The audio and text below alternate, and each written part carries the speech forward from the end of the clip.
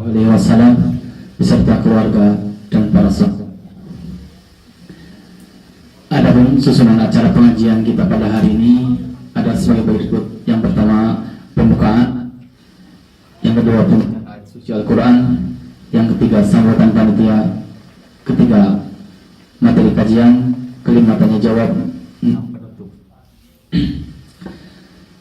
Marilah kita buka acara ini dengan membacakan basmalah bersama-sama. Bismillahirrahmanirrahim. Memasuki acara kedua dari Ketua Yayasan Masjid Indonesia Kurasiki, yaitu Bapak Kurnia. Waktu dan tempat kami persilakan.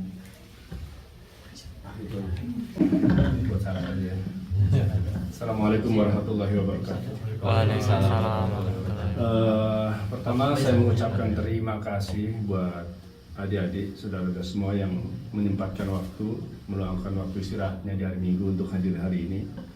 Karena hari ini selain kajian kita ada acara khusus ya, acara tambahan, yaitu acara bersih-bersih sekitar sini yang tadi sempat kesiangan. Semoga untuk lain berikutnya bisa hadir bareng-bareng bersih-bersih.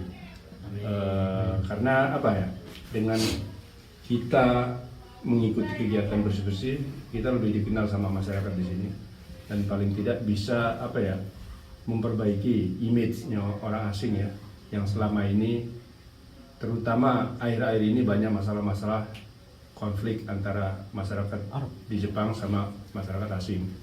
Nah, paling tidak dengan kita melakukan kegiatan bersih-bersih atau kerja bakti bersama, kita lebih dikenal bahwa kita tuh khususnya orang Indonesia tidak seperti yang dibayangkan oleh masyarakat Jepang pada umumnya, seperti itu ya.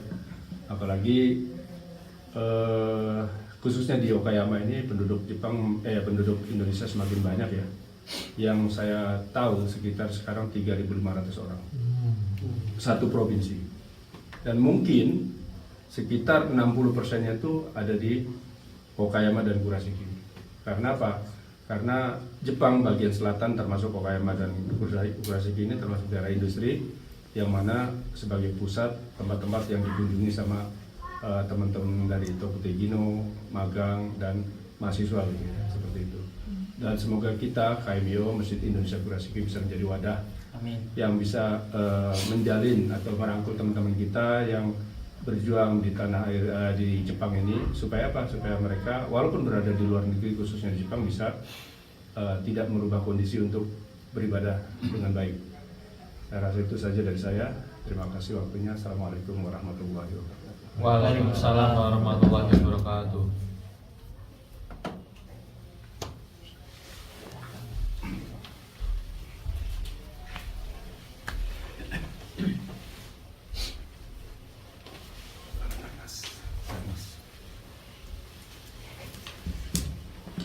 Ya, terima kasih kepada Bapak Kurnia yang telah menyampaikan sepatah dua katanya untuk kita semua. Lanjut ke acara berikutnya, yaitu pembacaan ayat suci Al-Quran yang akan dipimpin oleh dari kemuslimahan oleh Ustazah Ega Ari Widyastuti. Waktu dan tempat kami persilakan. Bismillahirrahmanirrahim. Assalamualaikum warahmatullahi wabarakatuh. Waalaikumsalam. Ya, silakan bisa dibuka Al-Quran surah Al-Baqarah dan kita baca bersama-sama. Nabda, sudah dibuka semuanya? Belum.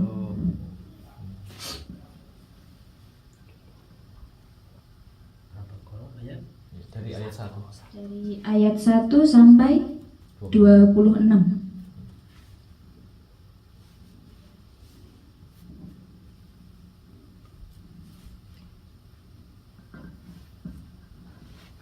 Sudah?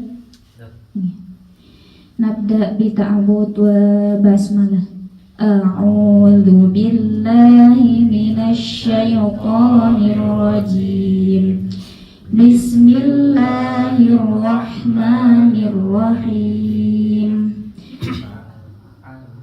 Alif Lam Mim. Dzalikal kitabu la raiba fihi هدى للمتقين الذين يؤمنون بالغيب ويقيمون الصلاة ومما رزقناهم ينفقون والذين يؤمنون بما أنزل إليك وما أنزل من قبلك وبالآخرة هم يوقنون أولئك على هدى من ربهم وأولئك هم المفلحون إن الذين كفروا سواء عليهم أأنذرتهم أم لم تنذرهم لا يؤمنون ختم الله على قلوبهم وعلى سمعهم وعلى أبصارهم غشاوة ولهم عذاب عظيم ومن الناس من يقول آمنا بالله وباليوم الآخر وما هم بمؤمنين يخادعون الله والذين آمنوا وما يخدعون إلا أنفسهم وما يشعرون في قلوبهم مرض فزادهم الله مرضا ولهم عذاب أليم بما كانوا يكذبون وإذا قيل لهم لا تفسدوا في الأرض قالوا إنما نحن مصلحون ألا إنهم هم المفسدون ولكن لا يشعرون وإذا قيل لهم آمنوا كما آمن الناس قالوا أنؤمن كما آمن السفهاء ألا إنهم هم السفهاء ولكن لا يعلمون وإذا لقوا الذين آمنوا قالوا آمنا وإذا خلوا إلى شياطينهم قالوا إنا معكم إنما نحن مستهزئون الله يستهزئ بهم ويمدهم في طغيانهم يعمهون أولئك الذين اشتروا الضلالة بالهدى فما ربحت تجارتهم وما كانوا مهتدين مثلهم كمثل الذي استوقد نارا فلما أضاءت ما حوله ذهب الله بنورهم وتركهم في ظلمات لا يبصرون صم بكم عمي فهم لا يرجعون أو كصيب من السماء فيه ظلمات ورعد وبرق يجعلون أصابعهم في آذانهم أيمانهم من الصواعق حذر الموت والله محيط بالكافرين يكاد البرق يخطف أبصارهم كلما أضاء لهم مشوا فيه وإذا أظلم عليهم قاموا ولو شاء الله لذهب بسمعهم وأبصارهم إن الله على كل شيء قدير يا أيها الناس اعبدوا ربكم الذي خلقكم والذين من قبلكم لعلكم تتقون الذي جعل لكم الأرض فراشا والسماء بناء وأنزل من السماء ماء فأخرج به من الثمرات رزقا لكم فلا تجعلوا لله أندادا وأنتم تعلمون وإن كنتم في ريب مما نزلنا على عبدنا فأتوا بسورة من مثله وادعوا شهداءكم من دون الله إن كنتم صادقين فإن لم تفعلوا ولن تفعلوا فاتقوا النار التي وقودها الناس والحجارة أعدت للكافرين صدق الله العظيم. Assalamualaikum warahmatullahi wabarakatuh. Alhamdulillah kita telah membacakan suci Al-Quran bersama-sama. Terima kasih juga kepada Ustazah Iga yang telah menyampaikan bacaan suci Al-Quran untuk bersama-sama. Semoga bacaan suci Al-Quran ini bisa menambah iman kita, menambah wawasan kita, menambah menjadikan amal jariah kita di yaumil akhir nanti. Amin ya Allah. Amin. Melanjutkan acara yang selanjutnya, yaitu acara inti, yaitu temanya tata cara sholat dalam sibuknya di negeri Jepang ini, yang akan disampaikan oleh Muhammad Salahuddin Al-Baqi. Waktu dan tempat kami persilahkan.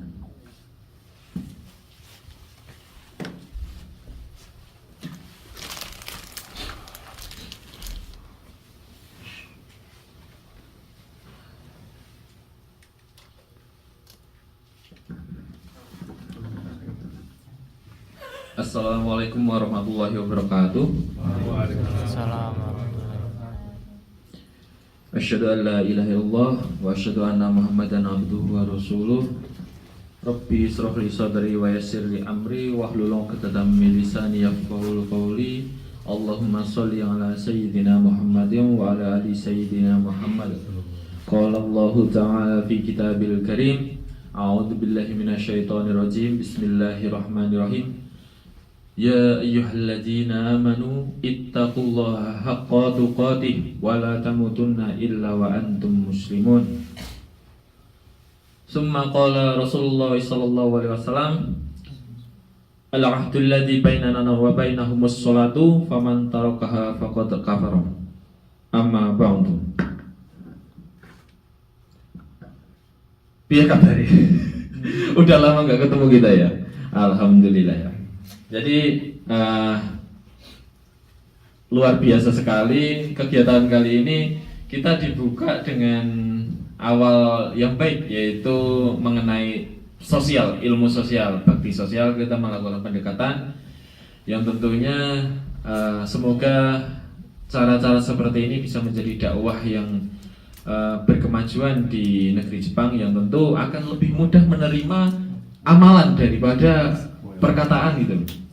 Jadi dengan kita melakukan amalan-amalan yang baik, memberi contoh yang baik, kemudian melakukan pertolongan-pertolongan seperti cukup menolong, membantu membuang sampah atau menolong memungut sampah, itu udah jadi sesuatu hal yang luar biasa.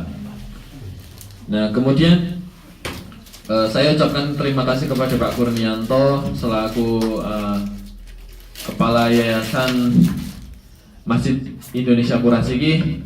Ini kalau kata Mang Ditra mah, itu aki-aki itu kalau udah masalah sosial semangatnya ngalahin yang muda gitu. Itu wah luar biasa. Tadi lari-lari Pak Kurnianto cari alat ini alat itu, wah kita yang muda kalah ini ya. Jangan sampai kalah ini sama Pak Kur. Naik sepeda, Mas. Itu minta sepedanya yang berapa cc itu. Masya Allah. Ya, ini minggu depan jangan sampai kita putus hanya di hari ini saja. Akan tetapi di acara-acara berikutnya kita tentu perlu melakukan hal yang serupa, bahkan bisa ekspansi di seluruh Okayama. Kalau bisa kita agendakan atau kita bentuk komunitas Burantia Indonesia gitu. Komunitas Burantia Indonesia KBI gitu. Komunitas Burantia Indonesia. Ya itu enggak intermezzo aja, tapi poinnya adalah hal-hal seperti ini tentu perlu ditingkatkan, perlu dilanjutkan gitu. Jadi hal baik itu tidak ada suatu hal yang akan dapat menghentikannya, karena kebaikan pasti akan dilanjutkan. Alhamdulillah tadi juga kita melakukan pembacaan ayat suci Al-Quran, Quran Surat Al-Baqarah ayat pertama, ayat 1 hingga ayat ke-24 yang dibacakan oleh Adinda. Masya Allah. Ini juga Adinda Ega Ari Widyastuti, istri saya. Wah, sekarang Pak Ketua udah punya istri. Masya Allah. Ya, hadiah kado terbaik. Alhamdulillah. Itu apa namanya? Izin saya memperkenalkan juga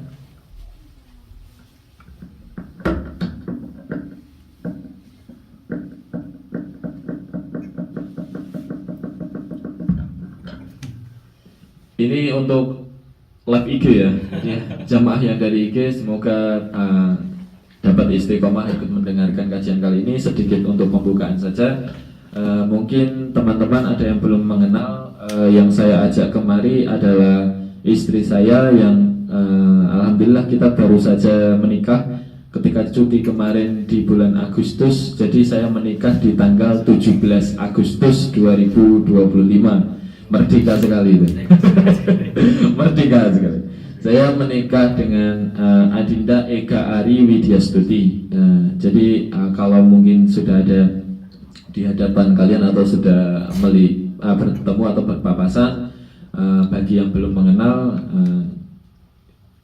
bisa dipanggil Mbak Ega atau Ega gitu. Jadi Adinda Ega ini saya sedikit memperkenalkan bahwa kita bertemu itu di pondok pesantren. Di pondok pesantren yang mana saat itu Adinda ini senior saya di pondok. Jadi kalau di sekolah yang biasa SMP atau SMA itu dia junior saya.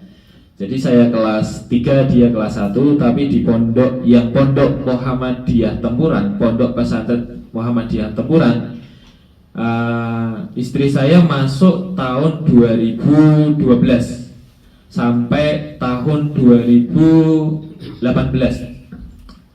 Tahun 2012 sampai 2018 di pondok pesantren Muhammadiyah Tempuran.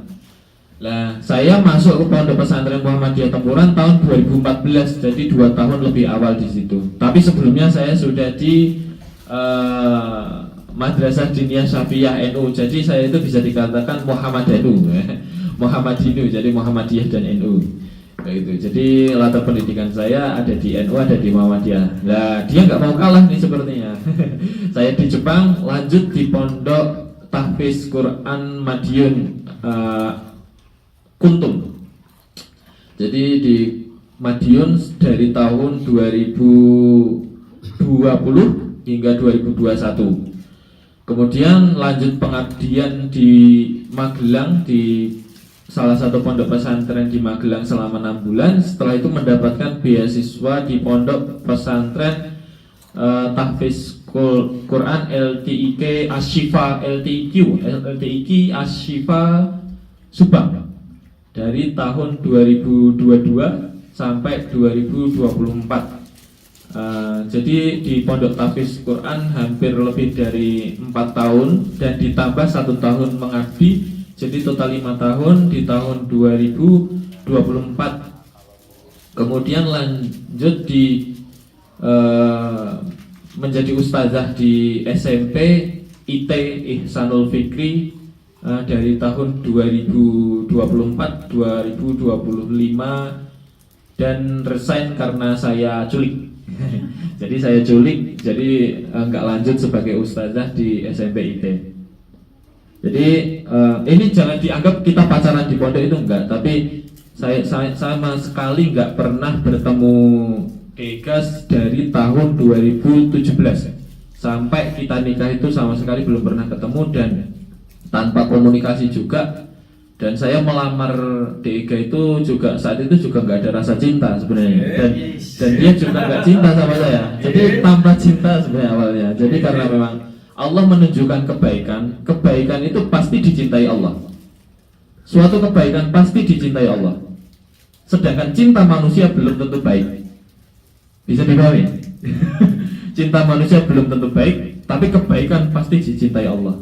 Itu pedoman saya melihat Deka ketika itu. Langsung saya lamar ke ibunda beliau, ke ibunda. Kemudian saat itu juga Deka masih di pondok pesantren, jadi tidak tahu kalau saya lamar.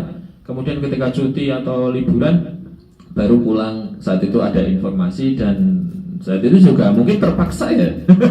Terpaksa, aduh udah dilamar ya udahlah saya terima gitu. Itu mungkin ya, makanya siapa cepat dia dapat, itu istilahnya mungkin.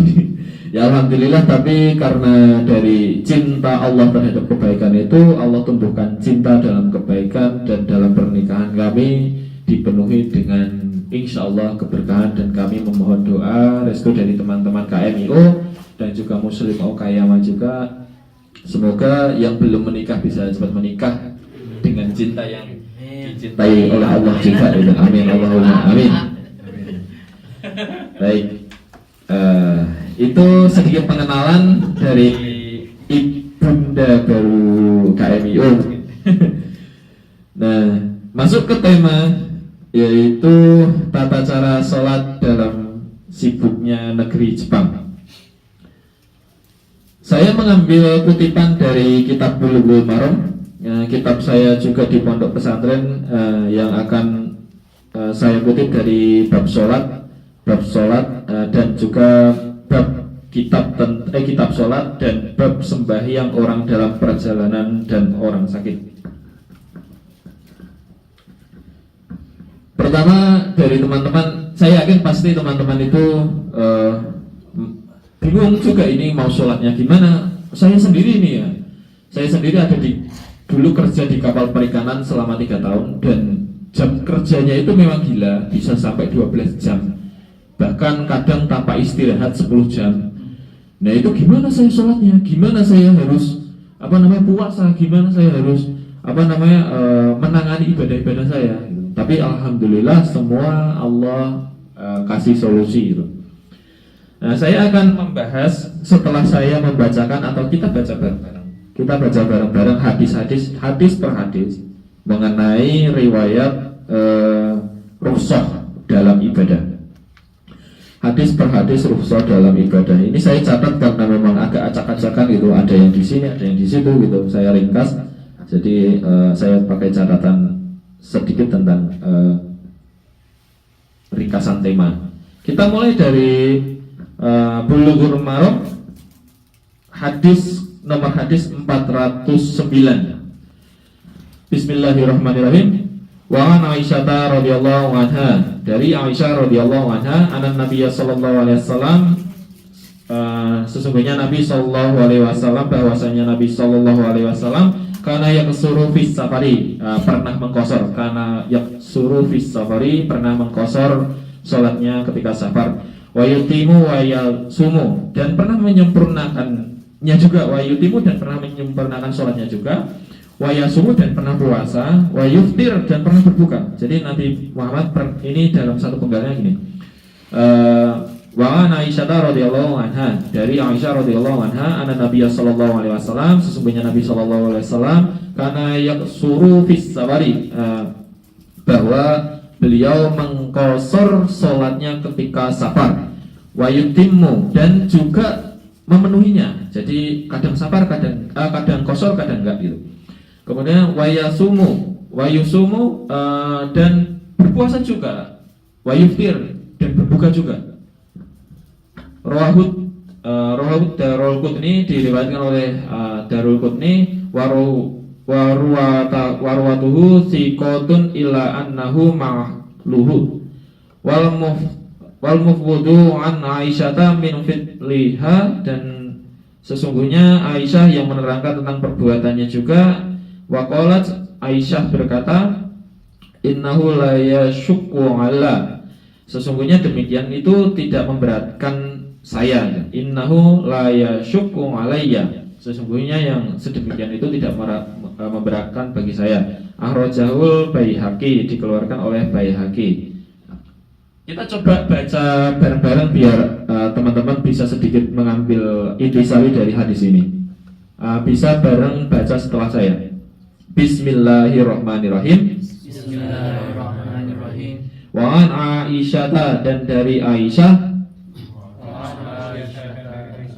radhiya, semoga meridhoi, Semoga meridhoi, siapa Allahu, siapa Allah, Gusti Allah, Gusti Allah, anha, kepada Aisyah, anha, kepada Aisyah, anna Nabiyya sallallahu alaihi wasallam, anna Nabi sallallahu alaihi wasallam, bahwasanya Nabi sallallahu alaihi wasallam bahwasanya Nabi sallallahu alaihi wasallam kana yaksuru, pernah mengqasar, karena yasuru, pernah mengqasar, fis safari, di dalam safar, di safari, di dalam safar atau perjalanan. atau perjalanan, Wa yutimmu, wa yutimu, dan pernah menyempurnakan. dan pernah menyempurnakan, Wa yasumu, dan puasa. wa yasumu, dan puasa, Wa yuftir, dan pernah berbuka. wa yuftir, dan pernah berbuka.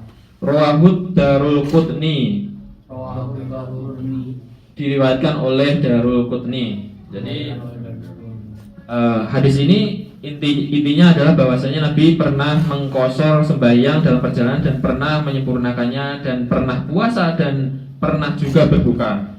Kemudian Aisyah juga berkata, waqalat Aisyah, innahu la yashukku alayya, sesungguhnya yang sedemikian itu tidak memberatkanku. Jadi Aisyah juga nggak merasa keberatan kalau mau diqasar atau enggak itu. Tapi di sini juga sanadnya itu mahfudz atau kurang kuat hadisnya. Jadi masih bisa menjadi pertimbangan bisa diambil atau tidaknya hadis ini. Kita lanjut nomor hadis 410. Saya akan bacakan mungkin dari 409 sampai 419, berarti 10 hadis. Saya ringkas di sini 10 hadis. Nah, kemudian nanti saya bahas turunan kaidah fikihnya untuk kita berada di Jepang. Wa ani bin Umar radhiyallahu taala anhuma qala, dan dari Umar radhiyallahu taala anhuma dia berkata, qala Rasulullah sallallahu alaihi wasallam, bersabda Rasulullah sallallahu alaihi wasallam, innallaha ta'ala yuhibbu an tu'ta innallaha ta'ala yuhibbu an tu'ta ruhusuhu, sesungguhnya Allah taala suka atau senang apabila segala kelonggarannya diterima.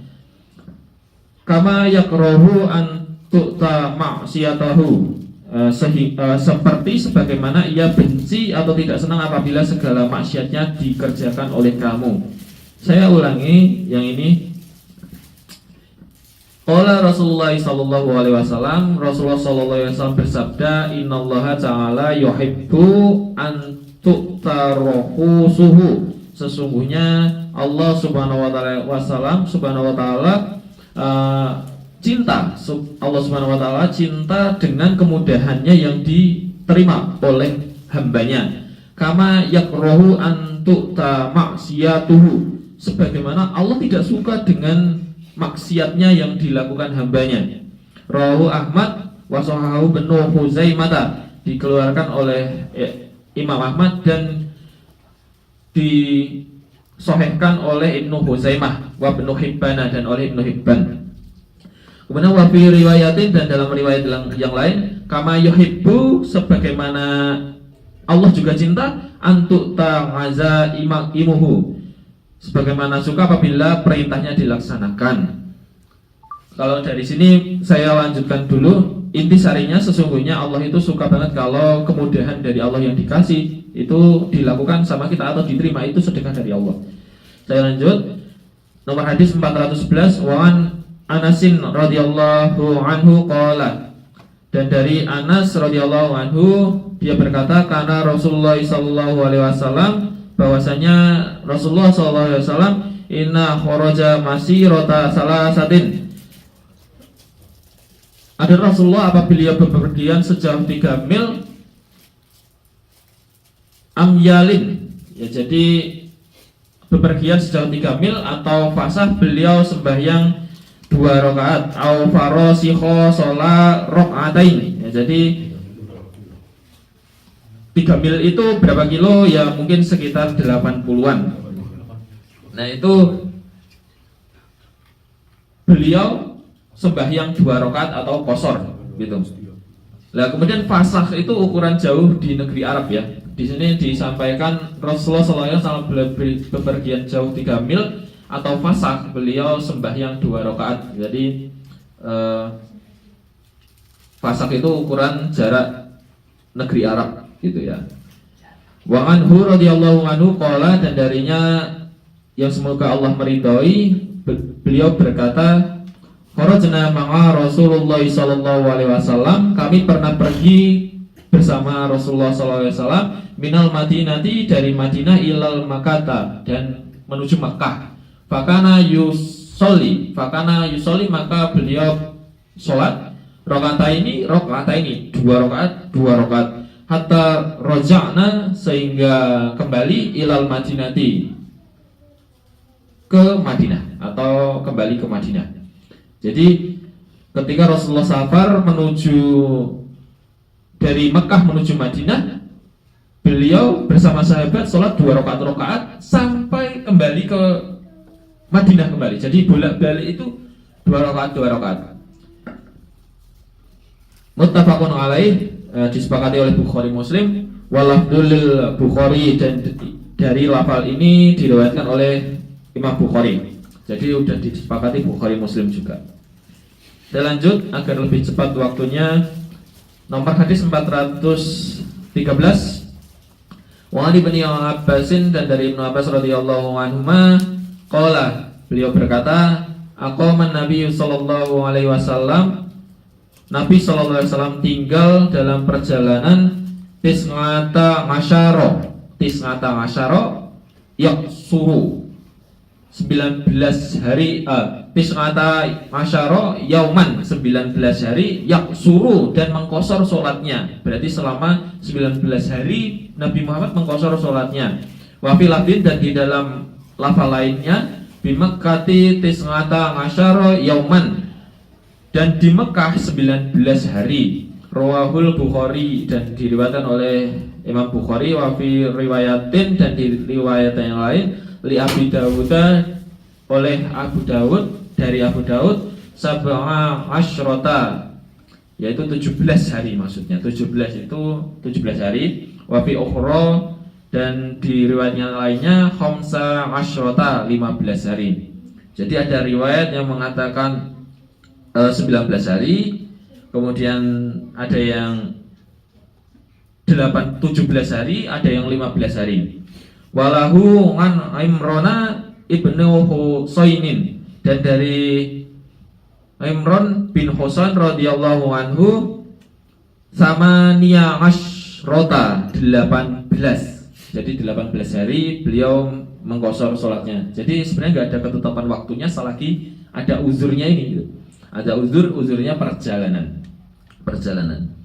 Walahu an Jabirin radhiyallahu anhu, dan dari Jabirin radhiyallahu anhu aqama bi Tabuka 20 yauman. Yakus suruh sholata. Dan dari riwayat Abu Dawud pula dari Jabir radhiyallahu anhu, beliau tinggal di Tabuk 20 hari mengqashar sembayangnya atau sholatnya. Warwatuhu siqotun, dan rawi-rawinya kuat. Illa annahu tulifa fi waslihi, hanya hadis ini diperselisihkan mausulnya. Jadi riwayat tengahnya masih diperselisihkan. Saya langsung nomor 416 dari Anas radhiyallahu anhu, ia berkata, adalah Rasulullah SAW apabila pergi dari suatu tempat dalam perjalanannya sebelum matahari tergelincir ke barat, beliau mengakhirkan sembahyang zuhur sampai asar. Kemudian beliau turun, lantas beliau menjamak antara sembahyang zuhur dan asar. Dan apabila telah tergelincir sebelum berangkat, beliau sembahyang zuhur dulu, lalu beliau berangkat. Muttafaqun alaih atau disepakati Bukhari Muslim. Dan dalam sebuah riwayat yang dikeluarkan oleh Al-Hakim dalam kitab Arba'in dengan sanad yang sahih, beliau sembahyang zuhur dan asar kemudian berangkat. Dan dalam riwayat Abu Nuaim dalam kitab Mustakhraj Muslim adalah apabila dalam perjalanan dan matahari sudah tergelincir, beliau sembahyang zuhur dan asar di jamak. Nah, di sini cukup panjang. Jadi kita melihat bagaimana Nabi Muhammad SAW menjamak sholatnya atau menggabungkan dua waktu sholat. Itu kadang tergantung kondisional, ada jamak takdim dan jamak takhir. Akan saya bahas turunannya setelah saya bacakan keseluruhan hadisnya. Nomor hadis 417, wa an Muadzin radhiyallahu anhu qala, dan dari Muadz radhiyallahu anhu dia berkata, kharajna ma'an Nabi sallallahu alaihi wasallam, kami telah pergi bersama Nabi sallallahu alaihi wasallam fi ghazwati Tabuk, di dalam perang Tabuk atau menuju perang Tabuk. Fakana yusolli, dan beliau sholat ad-duhra, sholat duhur, wal asro jami'an, dan sholat asar secara jamak atau bersamaan, wal maghriba, dan sholat maghrib, wal isya'a, dan sholat isya jami'an, digabung juga sholat maghrib dan sholat isya'nya. Jadi kalau terjemahan umumnya, Muaz berkata, kami telah pergi bersama Rasulullah SAW dalam perang Tabuk, maka beliau sembahyang zuhur dan asar di jamak, dan sembahyang maghrib dan isya di jamak. Rawahu Muslimun, diriwayatkan oleh Imam Muslim. Nomor hadis 418, wa an Ibnu Abbasin, dan dari Ibnu Abbas radhiyallahu anhu qala Rasulullah sallallahu alaihi wasallam, la taqsuru sholata fi aqalla min arba'ati burudin mim makata ila usfana. Rawahu Abu Dawud. Dari Ibnu Abbas radhiyallahu anhu, ia berkata, Rasulullah bersabda, janganlah kalian mengqashar sembahyang dalam perjalanan yang kurang dari 4 barit. Jadi kurang dari ukuran barit itu ukuran jauh di negeri Arab. Nah, di sini perawinya yaitu diriwayatkan oleh Daruqutni dengan sanad yang lemah. Wasahihu anna mauqufun kada akhrajahu Ibnu Huzaimah. Sebenarnya hadis ini mauquf, demikian yang dikeluarkan oleh Ibnu Huzaimah. Jadi cukup lemah ini hadisnya yang mengatakan harus 4 barit atau sejauh negeri Mekah untuk jamak itu, karena Nabi SAW juga tidak menyatakan secara spesifik. Nah, kemudian dikeluarkan juga oleh Ibnu Huzaimah bahwa sanad hadis ini mauquf. Mauquf itu artinya tidak sampai kepada Nabi, baru sampai kepada tabi'in. Nah, jadi putus di sahabat itu, putus di riwayatnya, tidak ditemukan periwayatannya oleh sahabat. Kemudian saya lanjutkan langsung di hadis terakhir yang akan saya bacakan sebagai materi kali ini, yaitu nomor 419. Wan Jabirin radhiyallahu anhu ta'ala anhu qala, dan dari Jabirin radhiyallahu ta'ala anhu beliau berkata, qala Rasulullah sallallahu alaihi wasallam, sesungguhnya Nabi sallallahu alaihi wasallam bersabda, khairu ummati, sebaik-baiknya umatku, alladzina, yaitu mereka, idza sa'u, apabila salah, wastaghfaru, maka dan dia kemudian minta maaf, wa idza safaru, dan apabila safar, kosoru, mengkosor sholatnya, waftoru, dan berbuka puasa. Akhrajahu, diriwayatkan hadis ini At-Tabrani oleh Imam At-Tabrani fil Awsati dalam kitab Awsat, bi isnadin dhaifin, dalam sanad dhaifnya, wa huwa fi mursalin, dan di dalam sifat kitab mursal, Sa'id bin Musayyabi oleh Sa'id ibnu Musayyib inda Baihaqi, dalam Al-Baihaqi Mukhtasar atau ringkas. Ini yang terakhir, yang nomor 419. Barusan dapat intinya enggak yang 419? Ini cukup bagus. Kita coba baca bareng-bareng biar dapat inti sarinya. Waman Jabirin, dan dari Jabir, Rodiya, semoga meridhoi, siapa Allahu, Siapa Allah, Gusti Allah, Gusti Allah, ta'ala anhu, Jangan qala, berkata siapa Jabir, Kola siapa jadi qala, bersabda Kola bersabda siapa Rasulullah sallallahu alaihi wasallam, siapa Rasulullah SAW khairu ummati, khairu ummati, sebaik-baiknya umatku, sebaik-baiknya umatku, allazina, alladzina, yaitu mereka, yaitu mereka, idza asau, idza sa'u, apabila salah, apabila salah, wastaghfaru, wastaghfaru, dan kemudian minta maaf, dan kemudian minta maaf, wa idza safaru, wa idza safaru, dan apabila safar, dan apabila safar, kosoru, kosor, mengkosor sholatnya, mengkosor sholatnya, waftoru, waftor, dan berbuka puasa.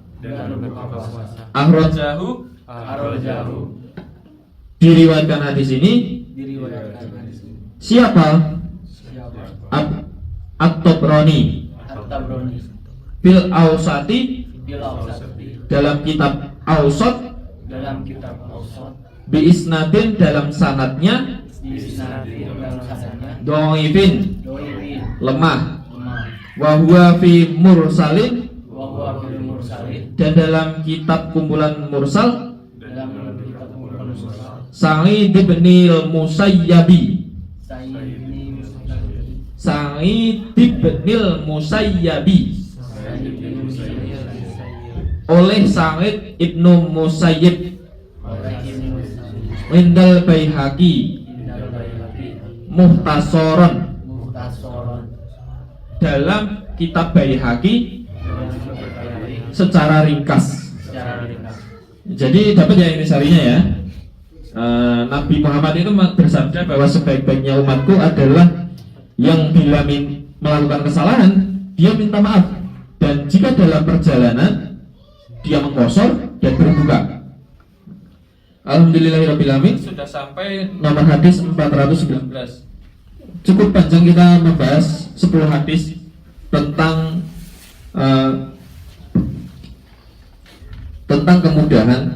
kemudahan dalam beribadah atau rukhsah. Kita bisa katakan ini rukhsah. Saya akan turunkan kaidah-kaidah fikihnya.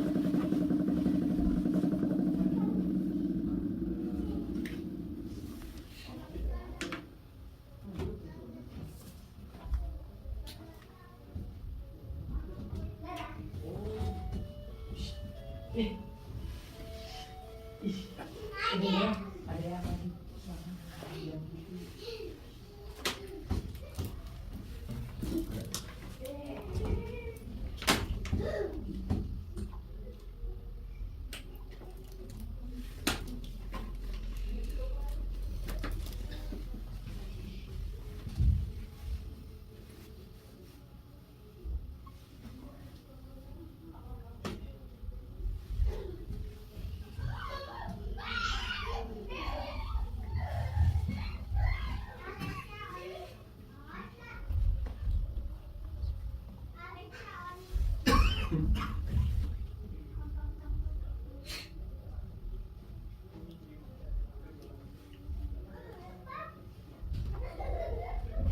kaidah pertama ya. Kaidah pertama. Kaidah pertama soal kaidah fikih kita ada di ini fikih minoritas yang saya ambil juga dari Majelis Tarjih Muhammadiyah, bahwasanya al masyaqqatu tajlibut taisiro, kesulitan mendatangkan kemudahan. Al masyaqqatu tajlibu taisiro, kesulitan mendatangkan kemudahan. Tentu kaidah ini juga diambil dalam Al-Quran surat Al-Insyirah. Dalam Al-Quran surat Al-Insyirah ayat 4 dan 5, fa innamal usri yusra innama al usri yusra, fa innama al usri yusra innama al usri yusra, yang tentu teman-teman sudah tahu artinya. Maka setiap kesulitan pasti ada kemudahan. Sesungguhnya di setiap kesulitan pasti ada kemudahan. 2 kali disebutkan ayat ini. Fa innama al usri yusra innama al usri yusra, ayat Al-Insyirah ayat 4 dan 5. Jadi sesuai dengan kaidah fikih, yaitu al masyaqqatu tajlibut taisiro, kesulitan mendatangkan kemudahan.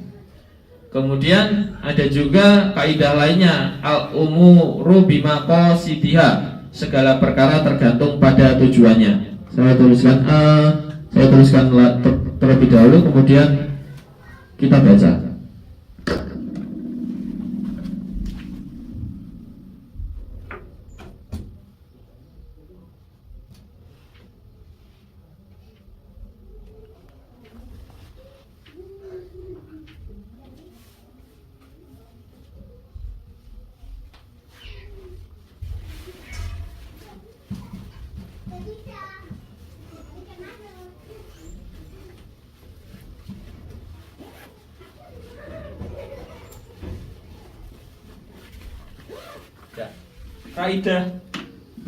Kaidah fikih kedua yaitu al-umuru bima qasidiha, segala perkara tergantung pada tujuannya. Ini juga selaras dengan sabda Nabi Muhammad SAW, innamal a'malu binniyat. Jadi sesungguhnya tiap amal itu tergantung pada niatnya. Kita baca kaidah fikih pertama ya. Kita baca bareng-bareng. Bismillahirrahmanirrahim. Bismillahirrahmanirrahim. Al-masyaqqatu Al-masyaqqatu tajlibu tajlibu at-taisiro. at-taysiro. Langsung al-masyaqqatu tajlibut taisiro. Al-masyaqqatu Tajlibut taisiro, kesulitan mendatangkan kemudahan. kesulitan mendatangkan kemudahan. Kaidah kedua, al-umuru Al-umuru bimaqasidiha, bimaqasidiha, segala perkara tergantung pada tujuannya. segala perkara tergantung pada tujuan.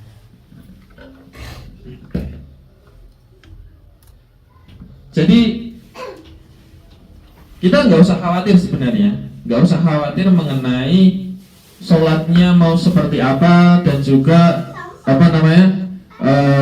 mengikuti satu pedoman saja dalam kaidah ataupun usul fikihnya. Contohnya kita mengambil mazhab Syafi'iyah, tentu mazhab Syafi'iyah tidak mengikuti dalil yang mana kecuali dalam perjalanan tidak dapat mengqosor ataupun menjamak sholatnya. Nah, di sini di Jepang saya sendiri itu dulu sholatnya itu di laut sambil renang.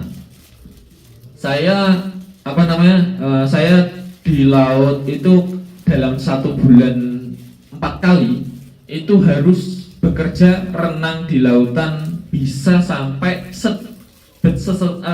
sesedikitnya itu 6 jam sampai 12 jam renang, dan itu di air terus, nggak peduli musim panas musim dingin, ada badai, ada typhoon, hujan, nggak masalah. Itu intinya nyemplung, renang di situ. Bisa sampai 6 jam saya mengapung di air, bahkan bisa sampai 8 jam. Dan alhamdulillahnya saya masih bersyukur di situ. Alhamdulillahnya ada waktu di mana saya renang sambil diam. Jadi nggak gerak sana, gerak sini, gerak sana, gerak ini. Nah, di waktu saya renang diam itu, saya sholat karena sudah masuk waktu zuhur atau enggak waktu asar. Kalau saya berpikir untuk dijamak, nanti jamak kan cukup lama ya, waktunya bisa sampai 10 menit atau mungkin kalau secepat-cepatnya ya 5 menit. Tapi kalau sholat satu, kemudian nanti kerja, nanti masuk waktu asar, sholat lagi gitu kan, itu kan waktunya cukup ya, waktunya cukup. Nah, saya sholatnya itu sambil renang ya, geraknya cuma ada di tangan. Nah, ini gerak yang memang diperbolehkan karena ada keadaan darurat. Nah, itu saya sambil renang, tangannya gerak satu, kaki saya udah cukup buat mempertahankan tubuh saya agar tetap mengapung. Jadi saya menggunakan isyarat sarung tangan, kemudian sambil membaca bacaan sholat, dan ketika sujud ya saya menenggelamkan diri saya sujud. Ya seperti sujud biasa, tapi saya tenggelam, kemudian duduk di antara dua sujud. Nah, saya masih tenggelam, baru sujud lagi, kemudian ketika berdiri saya renang naik ke atas lagi. Seperti itu cara saya sholat. Nah, seperti ini apakah sah? Tentu sah. Kita lihat dalam hadis nomor 410 dari Ibnu Umar radhiyallahu anhu yang tadi sudah kita bacakan. Rasulullah SAW bersabda, sesungguhnya Allah Ta'ala suka, senang apabila segala kelonggarannya diterima oleh kamu. Kelonggarannya apa? Apabila kamu tidak bisa sholat sambil berdiri, maka sholatlah sambil duduk. Jika tidak bisa sambil duduk, maka sambil tidur. Jika tidak bisa, maka sholatlah dengan caramu. Nah, hal ini adalah suatu kemudahan yang Allah berikan, dan Allah suka jika kemudahan itu kita pakai gitu. Itu adalah sedekah dari Allah kepada hambanya.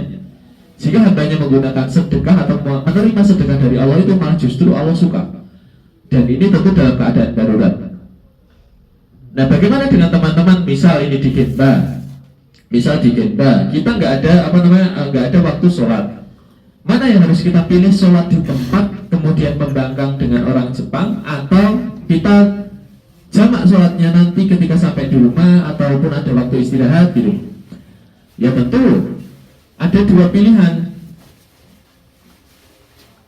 Apabila ada suatu keburukan dan suatu kebaikan disejajarkan, maka hindari atau cegah dulu keburukan ini. Jangan sampai kita dicaci maki sama orang Jepang, jangan sampai Islam dicap buruk sama orang Jepang. Ini adalah suatu keburukan. Jadi jangan sampai kita dicap buruk. Contohnya, ini mungkin saya sedikit mengkritisi juga. Kita bisa sholat di mana saja, betul. Tapi jangan sampai kita mencolok dan menunjukkan secara lahiriah bahwa kita itu sholat yang tidak disukai orang. Misal di stasiun, orang di situ berlalu lalang, kita bisa sholat di situ, ya sah sholatnya. Tapi pandangan orang Jepang kan nggak bisa menerima itu, misal ya. Nah, kita hindari fitnah itu. Malah justru lebih baik kita sholat cari yang tempatnya sembunyi-sembunyi gitu. Jadi itu adalah salah satu kaidah, meninggalkan yang buruk diutamakan daripada menjemput kebaikan. Jadi kebaikan itu dijemput, boleh dijemput, tapi tinggalkan dulu keburukan ataupun cegah dulu keburukannya. Nah, kita boleh sholat dimanapun tempatnya. Contohnya cari bawah jembatan. Saya sering sholat ketika mau berangkat kerja itu karena memang nggak ada tempat, daripada saya sholat di pabrik, mending saya sholat sebelum sampai pabrik agar tidak menghadirkan fitnah-fitnah itu. Jadi saya sholatnya ada di bawah jembatan yang memang, kalau jembatan Jepang kan sebenarnya kolongnya besar ya, dan itu ada tembok besar-besar. Saya bisa sholat di celah-celah itu kayak gitu. Apa yang dilihat orang Jepang kepada kita, yaitu secara hikmahnya, oh kita kerjanya bagus, oh kita akhlaknya bagus, oh kita arisatsunya bagus, maka kita jemput itu dulu, jemput kesan baiknya dulu. Nah, apakah sah tadi sholat seperti itu? Sah, sebagaimana Allah cinta gitu. Sesungguhnya Allah Ta'ala cinta apabila segala kelonggarannya diterima oleh hambanya, sebagaimana ia sangat benci apabila segala maksiatnya dikerjakan oleh hambanya. Jadi ini di penjelasan hadis nomor 410. Baik, kita masuk ke bahasan mengenai sholat qashar. tentu sholat qashar ini ada beberapa perbedaan pendapat para ulama mengenai syarat sholat qashar ataupun ketentuan di mana diperbolehkan sholat qashar. Di mana beberapa ahli fikih juga mengatakan bahwa sholat qashar ini bisa tanpa adanya uzur berupa perjalanan yang jauh atau 80 km, karena Nabi SAW juga tidak menyampaikan jaraknya secara terperinci, dan ada sebenarnya yaitu nomor 418 tadi. 418 Rasulullah SAW, qala Rasulullah SAW, la taqsurus sholata fi aqalla min arba'ati burudin min makati ila husfana, yaitu janganlah kalian mengqashar sembahyang dalam perjalanan kurang dari 4 barit, yaitu dari Mekah ke Usfan. Mekah ke Usfan itu ya sekitar 80 kilo. Nah, di sini diriwayatkan oleh Daruqutni dengan sanad yang lemah. Jadi lemah karena sanadnya ada rawi, dalam sanadnya itu ada rawi bernama Abdul Wahab bin Mujahid, ia dituduh dusta. Makanya ini juga masih perselisihan karena hadis yang menjelaskan tentang ketentuan jarak dan lain sebagainya itu juga masih lemah gitu, dan ini tentu masih sah-sah saja jika dipakai di Indonesia karena Indonesia juga mayoritas kan, jadi cukup relevan untuk diterapkan di kita karena apa sulitnya kita cari musola, apa sulitnya kita cari tempat ibadah gitu. Tapi di sini kesulitan kita itu jauh lebih dari itu. Untuk itu ada kaidah fikih minoritas yang menyebutkan bahwa al-masyaqqatu tajlibu taysiro, yaitu kesulitan mendatangkan kemudahan, sebagaimana disebutkan oleh Allah Subhanahu wa taala dalam firman-Nya Quran surat Al-Insyirah ayat 4 dan 5, fa innama 'alal usri yusra, innama 'alal usri yusra. Maka di tiap kesulitan pasti ada kemudahan, sesungguhnya di dalam kesulitan pasti ada kemudahan. Jadi jangan diberat-beratkan, apa yang sudah bisa mudah buat kita jangan dipersulit. Itu Allah tidak suka. Allah tidak suka hambanya yang mempersulit. Selagi kita bisa sholat, kita bisa menunaikan ibadah Allah sesuai dengan syariatnya, karena di situ memang ada rusak. Jangan khawatir, jangan panik. Jangan panik. Waduh, nggak bisa sholat nih. Waduh, nggak bisa menunaikan kewajiban ini, gimana ya? Akhirnya sholat di tengah-tengah keramaian, akhirnya sholat di samping jalan atau seperti apa. Nggak sesulit itu kok gitu. Yang memang bagus, Allah suka hambanya yang maksa buat masuk surga sebenarnya. Allah suka hambanya yang maksa untuk masuk surga. Tapi ada kaidahnya tadi, meninggalkan keburukan atau mencegah keburukan jauh diutamakan daripada menjemput kebaikan. Itu kaidahnya. Jadi jangan lupa, seberapa besar impact kita jika kita sholat di tengah keramaian orang yang tidak paham itu sholat, atau kita bisa sholat di tempat sepi dengan jamak dan qashar. Tentu kaidah fikihnya lebih diutamakan kita bisa sholat di tempat yang sepi dengan jamak qashar daripada sholat tepat waktu tapi menimbulkan fitnah. Itu. Jadi seperti halnya kita di Genba, kita kerja, kita nggak ada waktu sholat. Kecuali kalau memang kita tahu atasannya ini sudah toleransi dan minta keringanan, itu pasti dikasih gitu. Nah itu kita bisa lah negosiasi untuk sholat, puasa dan lain sebagainya. Akan tetapi jika atasannya sudah tahu ini atasannya sulit, ini bisa jadi framing untuk digoreng ini. Nah daripada menimbulkan hal seperti itu, nggak usah maksa untuk sholat saat itu. Juga ada kemudahan buat menjamak sholatnya. Nanti saya turunkan pendapat dari Imam 4 mazhab, yaitu sebab sholat jamak, yaitu dari Imam Hanafi, Maliki, Syafi'i, Hambali. Oke, kemudian kita lanjut ke pembahasan mengenai sholat jamak.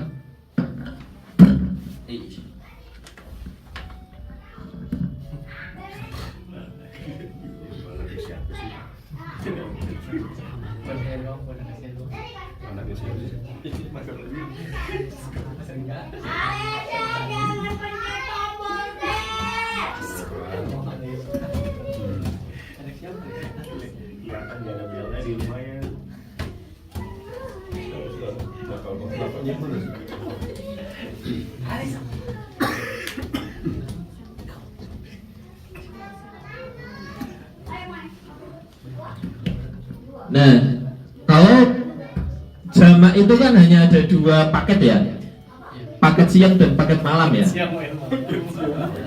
Paket siang ada zuhur dan asar. Kalau paket siang ada sholat zuhur dan sholat asar, kemudian paket malam maghrib dan isya. Nggak bisa ini isya sama subuh nggak bisa. Ini nggak bisa, atau asar sama maghrib itu nggak bisa. Jadi ada paket kayak gini.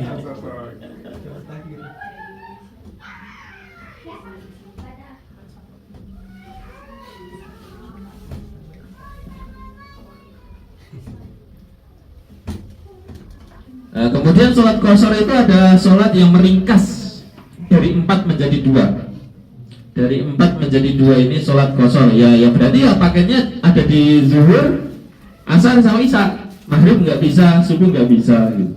Jadi itu juga paketnya seperti itu.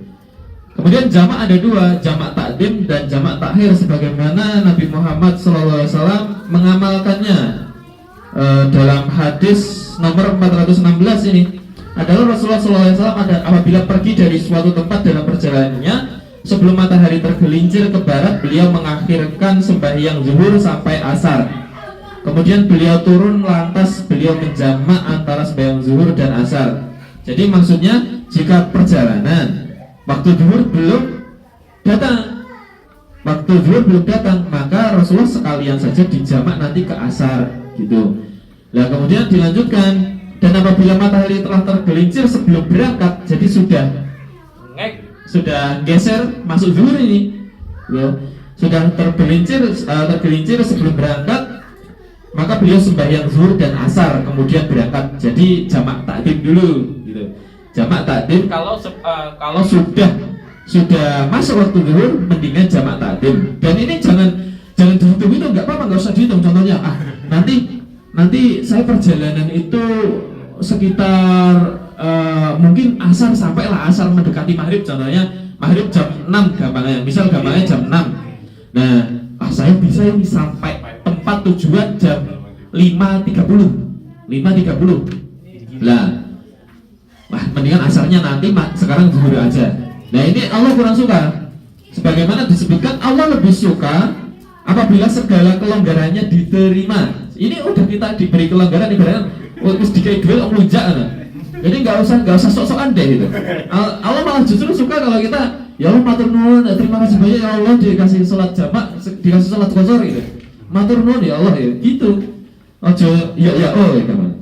Nah, sebagaimana Nabi Muhammad SAW juga bersabda, khairu ummati alladzi idza asa'u wastaghfaru wa idza safaru qasaru wa aftaru. Jadi sebaik-baiknya umatku adalah dia yang apabila salah dia minta maaf.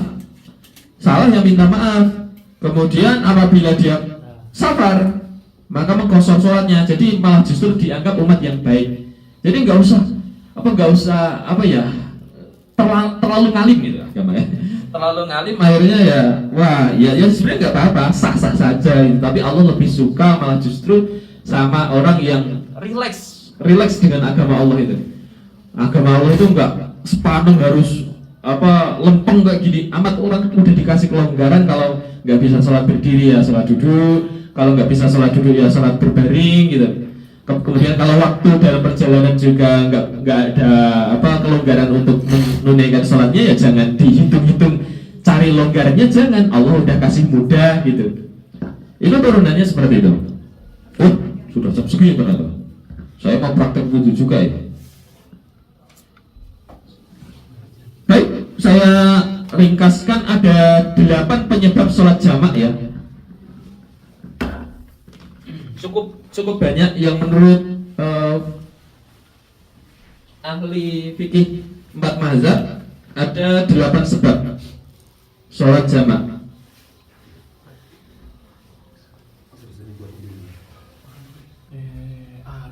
Arum mas, Pak. Sekarang aku ngecat arum.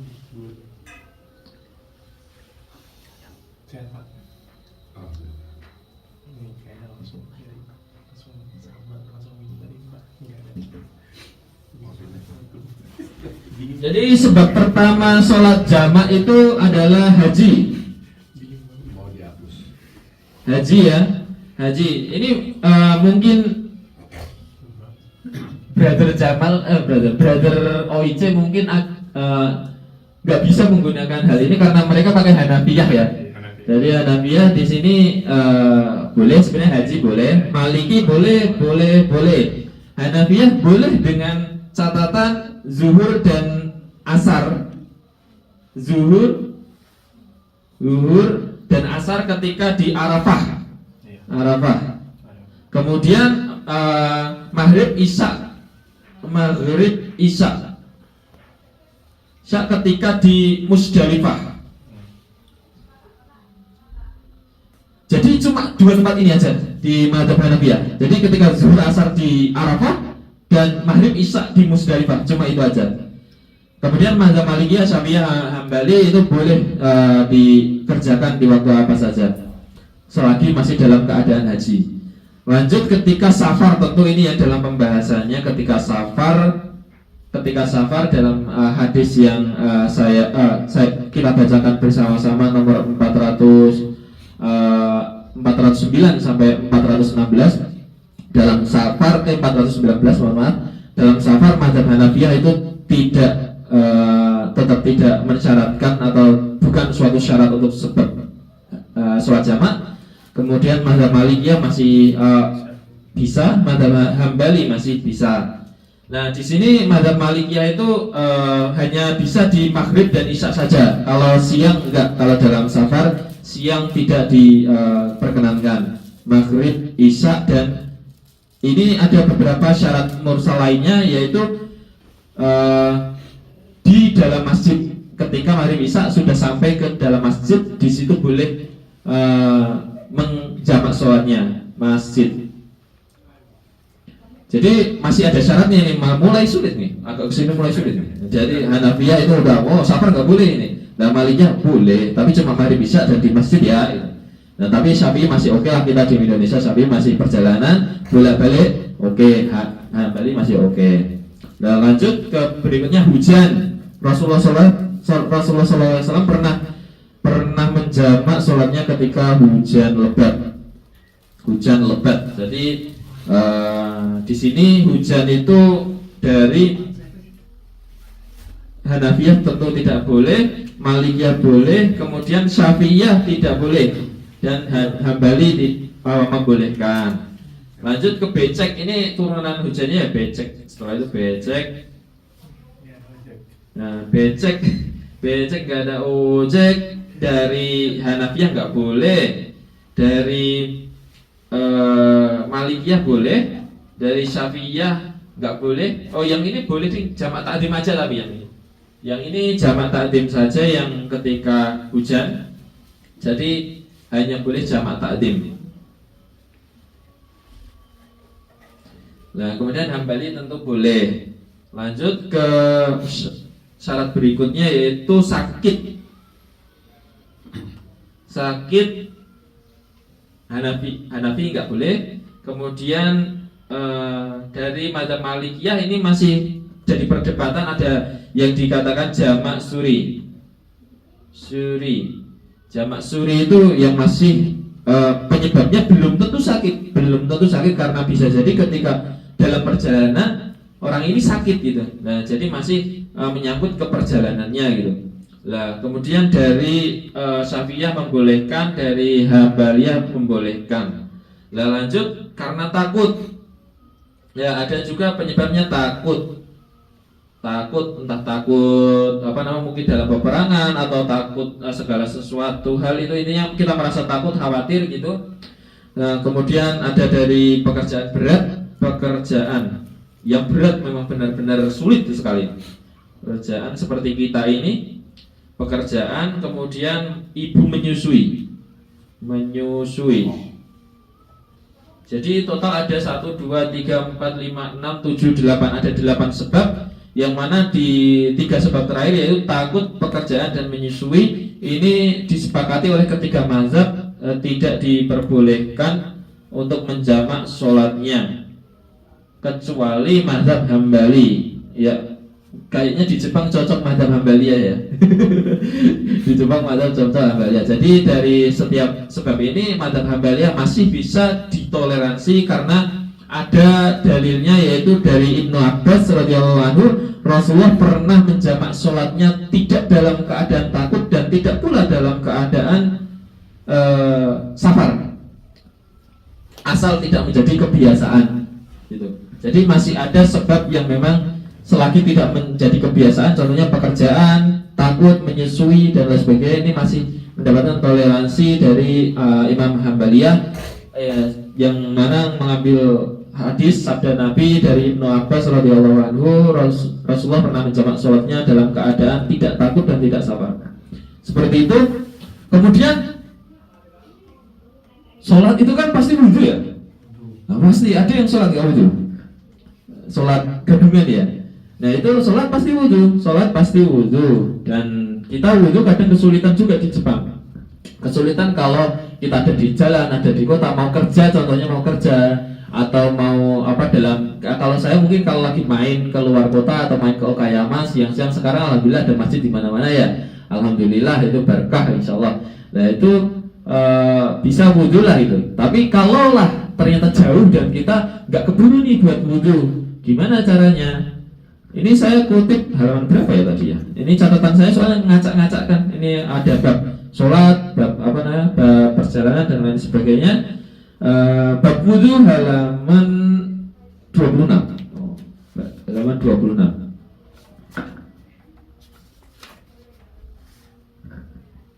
Jadi saya bacakan dulu hadisnya. Bismillahirrahmanirrahim. Wa anhu radhiyallahu anhu qala, dan darinya yaitu Anas radhiyallahu anhu dia berkata, karena Rasulullah sallallahu alaihi wasallam, sesungguhnya bahwasanya Rasulullah sallallahu alaihi wasallam yatawaddu, berwudu bil muti, dengan satu mut ya. Jadi berwudu dengan satu mut, wa yatasilu, dan mandi bisongi ila khamsati amdadin, dan kemudian Rasulullah SAW mandi dengan satu sok atau 5 mut. Jadi satu mut itu kisaran 600 sampai 800 mili. 600 yaitu sebotol itu mungkin itu satu mut. Nah, kemudian satu sok, saat mandinya cuma dengan satu sok sampai 5 mut. Satu sok itu 4 mut. Jadi satu sok 4 mut sampai 5 mut, otomatis satu sok lebih satu mut gitu. Berarti 4 hampir sekitar 3 literan. Kalau satu sok itu dikatakan 600 sampai 800 mili, berarti dikali 4 ya sekitar 3 literan gitu. Ditambah satu sok lagi mungkin sekitar 4 liter pas gitu. Jadi cuma 4 liter buat mandi besar gitu. Jadi kita boleh wudhu secara yakin, tapi jangan sampai boros air juga sebenarnya. Jadi Nabi Muhammad itu wudhu cuma pakai satu mut. Jadi wudhu cuma pakai satu botol. Nah itu solusi buat kita. Solusi untuk kita yang kemana-mana mau sholat, bawa sajadah kemudian wudhunya gimana? Ya pakai satu botol aja itu cukup. Bahkan untuk perempuan juga cukup. Jadi cukup pakai satu botol, kita wudhu dengan satu botol itu. Nanti saya praktekkan caranya. Kemudian kita berwudhu dan sholat di situ. Ingat cari tempat yang kalau bisa jangan mencolok atau jangan menimbulkan fitnah bagi orang Jepang. Dan tentu dengan kemudahan-kemudahan seperti sholat jamak yang sudah disabdakan oleh Nabi SAW bahwa Allah sebenarnya cinta dengan hambanya yang mengambil kemudahan dari setiap ibadahnya. Baik, langsung saya praktekkan sedikit, kemudian sesi tanya jawab ya. Air udah saya siapkan Pak. Di mana? Itu. Praktiknya di mana? Oh di luar. Di luar. Oh dibuka berarti itu. Iya. Ya.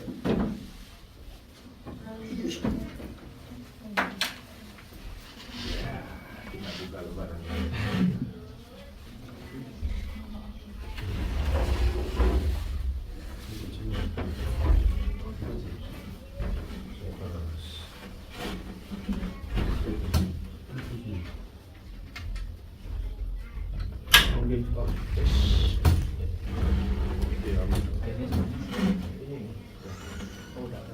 kelihatan ya, ini mungkin sekitar satu sok ya, jadi sekitar 600 mili seperti ini. Dan Nabi Muhammad juga sebenarnya kan pancurannya ataupun gayungnya juga ngalirnya kecil itu.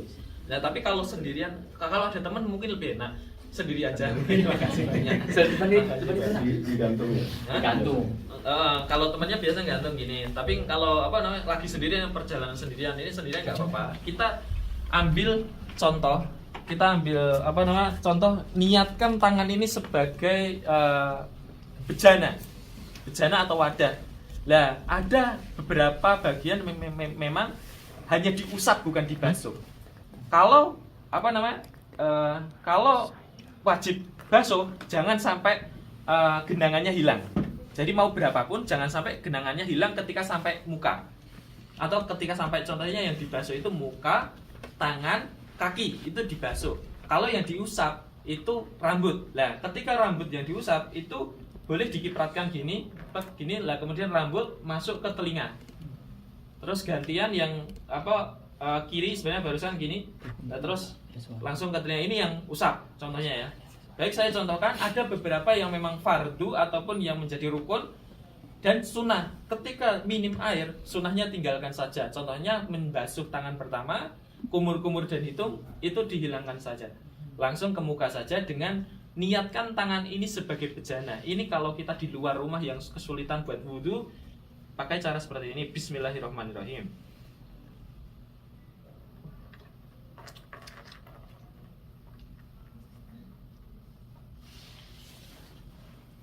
Nah, satu kali tumpahan kayak gini, ini udah cukup untuk membasuhi seluruh muka satu kali aja, nggak usah 3 kali.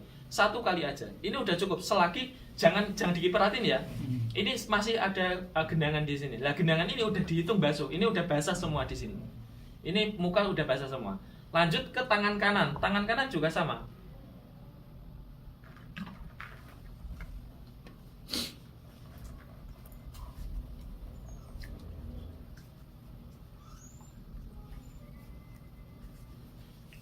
Nah ini udah basah semua. Ini udah sah. Ini udah sah, basah ini semua. Lanjut tangan kiri.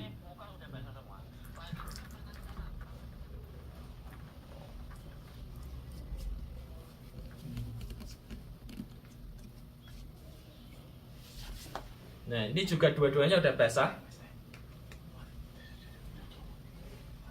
Nah baru ini kalau mau ke rambut sama telinga, ini boleh di dua gini, kipratkan gini. Ini usap, ini diusap. Nah, langsung ke rambut. Kalau perempuan juga boleh cuma segini aja, langsung ke telinga gini. Nggak usah buka hijab langsung semuanya. Nanti cari tempat yang sepi kayak gitu. Tapi caranya sama. Bedanya cuma mungkin usapan rambut sama telinga. Sebenarnya telinga juga sunnah, tapi karena tanggung sama-sama usap, jadi sekalian aja. Ambil sunnah sedikit mungkin gini. Yes, gini udah dapat fardunya atau rukunnya. Lah masuk ke kaki kembali ke basuhan. Kaki ke basuhan lah. Ini kaki mungkin nggak cukup 1 kali, bisa sampai 2 kali. Nah ini tetap masih seperti ini. Di atas mata kaki. Kalau kurang yakin bisa 2 kali.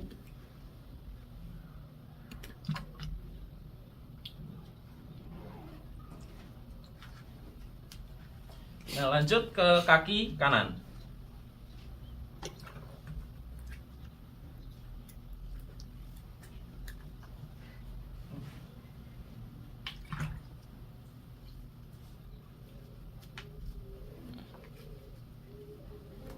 Udah, ini udah basah semuanya dan ini udah sah.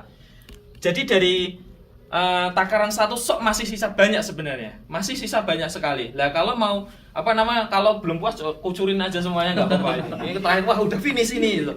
Udah finish sampai ke alhamdulillah cukup, langsung kucurin aja nggak apa-apa. Tapi insya Allah dengan 1 sok bahkan 1 gelas itu udah cukup buat wudhu. Apalagi dalam keadaan darurat, kita di luar rumah, di negeri minoritas, nggak ada musola, nggak ada tempat wudhu. Kita kalau sebenarnya di rumah-rumah Jepang itu kadang ada keran di depan rumah. Jangan pakai itu kecuali ketuk pintunya. Itu bisa dituntut. Nah. Oh ya makasih. Gini aja dulu. Nah seperti itu.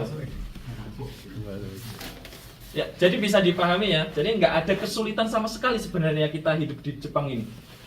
Bahkan saya yang alumni kapal yang kalau dikatakan waktu sholat saya sambil renang, saya yakin Allah terima sholat saya. Saya yakin Allah terima sholat saya sambil renang itu. Bahkan mungkin nilainya jauh. Bahasa semuanya. Iya, bahasa semuanya. Iya ya. Salah dikit hilang. Iya ya, salah dikit hilang langsung. Beda alam. Langsung ketemu. Langsung meet up. Nah yang tadi nih.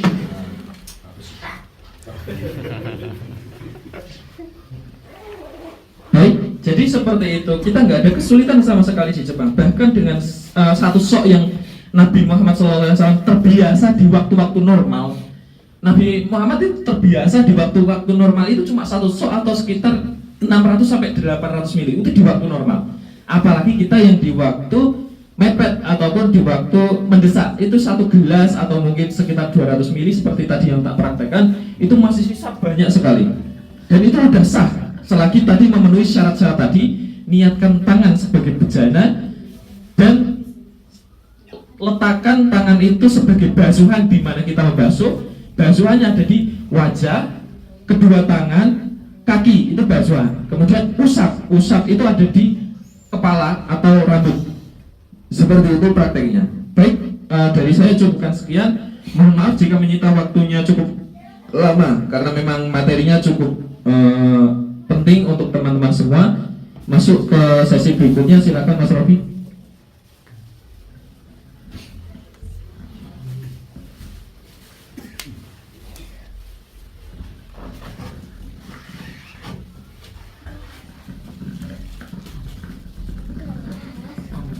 Alhamdulillahirrahmanirrahim.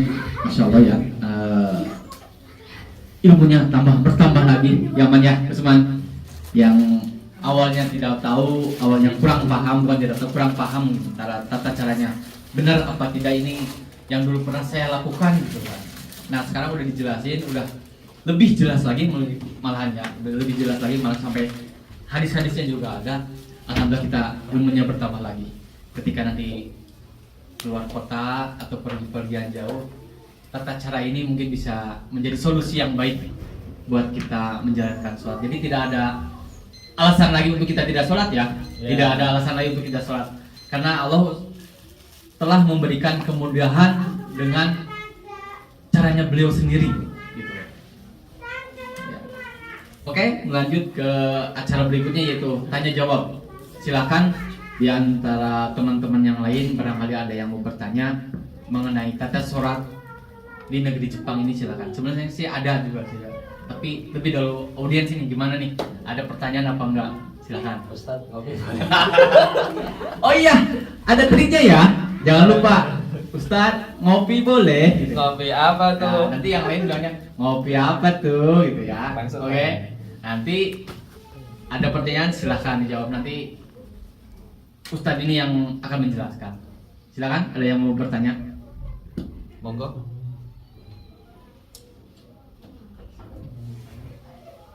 Kalau nggak ada saya nih yang mau nanya nih.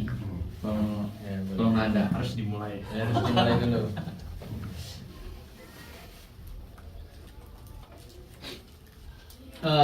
Mungkin saya yang menanya duluan ya. Ustadz ngopi boleh? Ngopi apa tuh?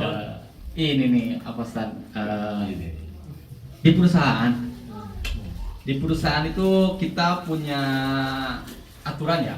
Kita harus taat dengan peraturan, begitu juga di dalam agama juga kita harus taat dengan peraturan di mana tempat kita bekerja, ya kan? Salah satunya itu. Mengenai tata cara sholat juga, bagaimana?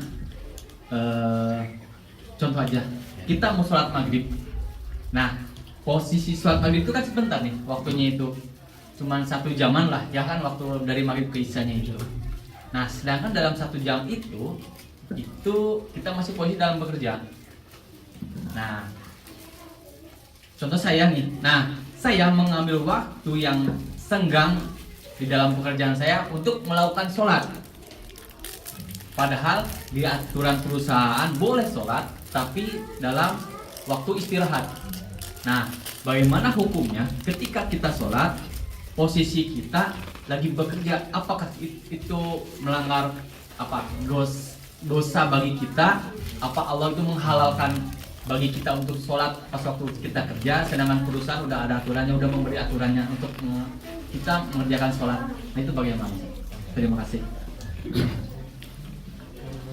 Jamaah, nanti boleh.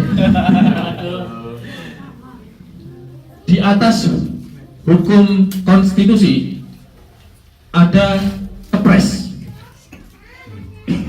Iya kan? Itu udah lewat ya. Di atas hukum konstitusi ada kepres atau ada paman. Di atas hukum dunia ada hukum Allah. Dan hukum dunia ini kita memang ada kewajiban menaati umarah atau pemimpin. Akan tetapi kita jauh lebih diwajibkan taat kepada Allah. Gitu. Walaupun jika kita melanggar pemimpin itu berisiko bagi kita. Itu satu hukumnya dulu. Yang kedua, kita taat kepada pemimpin dan taat kepada Allah. Pemimpin itu ngasih kelonggaran enggak? Enggak ngasih kelonggaran di waktu kerja, kelonggarannya di waktu istirahat. Allah ngasih kelonggaran enggak? Banyak. Alhamdulillah Tuhan kita ngasih kelonggaran banyak banget. Yaitu salah satunya jamak. Maghrib adalah jamak paket malam. Jadi paket malamnya ada, dapat nih paket malam nih, gitu. Dapat paket malam, yaitu jamak maghrib dan isya. Nah, ternyata Arabi bisa nih curi-curi waktu untuk sholat maghrib. Bisa curi-curi waktu dan ada waktu lenggang dikit nih, bisa maghriban nih gitu. Di situ Arabi, ini bukan Arabi aja, semuanya. Saya yakin nggak ada yang khusyuk. Saya yakin nggak ada yang inget sama rokat berapa baru saja. Buru-buru banget ya. Pernah lah gitu. Sering lah pasti. Kalau Arabi mungkin nggak sesering itu. Tapi kalau ada teman-teman yang memang menyerbu ataupun mentargetkan untuk tepat waktu seperti itu dan di waktu yang memang mepet, apalagi melanggar gitu, di waktu yang melanggar, yakin Allah, boyo kurang gosek aku ya orang nunggu nih sampai teman-teman. Jadi seperti Allah yang ngasih kemudahan seperti kita, ambillah kemudahan itu sebagaimana aku suka kepada hambaku yang menerima sedekah gitu. Jadi Allah itu lagi ngasih sedekah ini untuk hambanya itu. Jadi terima aja sedekah Allah. Nah itu kita sedang dalam kesulitan seperti tadi yang disampaikan, penyebabnya adalah takut. Jadi takut kita dimarahin, takut kita dipecat, takut kita disalahartikan, bahkan takut Islam ini dijelekan. Ini salah satu penyebab yang dibolehkan oleh Imam Hambali. Jadi boleh kita malah justru sebaiknya kita hindarkan kemungkaran itu. Kita hindarkan masa-masa krusial itu. Toh ada juga sholat isya kok. Toh ada juga kita bisa menjamak kok. Jadi diutamakan kerjanya dulu diprofesionalkan, kemudian dijamakkan waktu di sholat isya. Seperti itu. Jazakumullahu khairan katsiran. Pertanyaan lainnya? Alhamdulillah sudah terjawab. Ya, silakan. Yang lain? Oh, ada nih dari Mas Sekjen. Silakan. Ada titipan dari Pak Akurin. Titipan. Saya juga dititipin. Bukan anak titipannya bukan ya? Oke, Ustaz, kopi boleh? Kopi apa tuh? Oke, terima kasih kesempatannya. Jadi, alhamdulillah hari ini dapat banyak pencerahan sebenarnya. Jadi lebih ke sharing, Pak Ustaz. Saya percaya sama mungkin dengan menjaharkan Bismillahirrahmanirrahim ketika sholat. Itu bukan sesuatu yang perlu kita perdebatkan. Yang penting jangan lupa baca Bismillah. Sama dengan sholat ini. Kadang kita masih sering memperdebatkan 4 imam ini, padahal yang pentingnya jangan sampai nggak sholat. Itu kan ininya. Dan ya banyak sekali yang kadang kita tidak sadari. Mungkin teman-teman cuma berpikir saya nih dari Makassar. Nah, kalau di Indonesia kita terikat dengan organda kadang, organisasi daerah, sama-sama anak-anak Makassar. Kalau kita di Jawa sama-sama anak Makassar, anak Timur dan lain-lain. Nah di sini yang mengikat kita negara Indonesia. Awal-awal saya kebetulan baito juga Pak Ustadz. Baitonya dari jam 5 sampai jam 10 malam biasanya. awal-awal tuh saya take waktu untuk sholat. Kalau saya tahu teman shift saya ini ngerti, gitu. Jadi saya take waktu sholat, saya lari naik ke atas ke rooftop, take sholat. Tapi akhirnya saya kepikiran dengan yang Pak Ustadz sampaikan bahwa mendoku saya gitu, takutnya teman shift bilang lah, ini kan lagi shift kerja, kamu jadi ambil 10 menit dan lain-lain gitu. Jadi seolah-olah dianggap bahwa Islam itu mendoku saya, menyusahkan. Padahal ya seperti yang Pak Ustadz sampaikan tadi, mendahulukan supaya tidak dicap buruk dulu, gitu. Apalagi dengan sekarang ini, mungkin ada Pak Ketua PPO juga di sini. Terakhir Senin lalu yang tanggal merah itu kita kena framing Pak Ustadz sebenarnya. Teman-teman lagi latihan tari zaman di Zip Arena, di foto dari belakang, dituduh lagi sholat. Satu malam itu naik 5.000 likes-nya. Tapi sengaja kita tidak ini, karena kalau kita semakin sebarkan, algoritmanya semakin naik. Dan takut teman-teman Indonesia malah menyerang dan dia akan menyerang balik. Nah, lebih baik memang menghindari. Karena komen-komennya itu pada itu, kok sholat di tempat umum sih, ini kan dari pajak saya gitu. Kalau sholat itu ya urusanmu dengan ini gitu, harusnya lebih tempat tertutup. Nah, itu mungkin ya usaha dan ini buat kita semua. Lalu semakin percaya saya bahwa memang Iqra itu yang paling penting, Ustaz. Jadi syukur alhamdulillah Ustaz membawakan sholat ini karena yang paling penting ya. Walaupun sholat itu nomor 2 ya, karena nomor 1 kan wudhu. Oh iya gitu. Sama sih. Tidak POV aja. Jadi mungkin izin diskusi atau pendapat dari Pak Ustadz mengenai bagaimana sebaiknya kita supaya bisa semakin apa ya Pak Ustadz? Karena jujur yang paling susah menurut saya sholat subuh dan isya. Dan itu memang pembeda antara orang munafik dan yang tidak itu di situ. Mungkin sedikit tips dari Pak Ustadz ya, bagaimana kita bisa menjaga itu ya bukan on time lah atau on the track lah, sholat subuh dan isya itu mungkin lebih ke situ Pak Ustadz. Karena kadang kita isya ya bagaimana selesai kerja jam 11 malam atau ini mana capek atau gimana gitu sama dengan subuh. Mungkin itu Pak Ustadz. Terima kasih. Iya, terima kasih ke Mas Rizal. Pertanyaannya bagus sekali. Mungkin habis pulang kerja jam 10, jam 11 ngantuk, aduh, cuci muka, cuci kaki, habis itu Ketiduran. santai aja 5 menit aja. Nggak tahu-taunya udah jam 5 gitu ya. Kayak gitu ya. Iya. Waduh. Silakan Ustaz, pertanyaan dari Mas Rizal. Baik, terima kasih Pak Sekjen.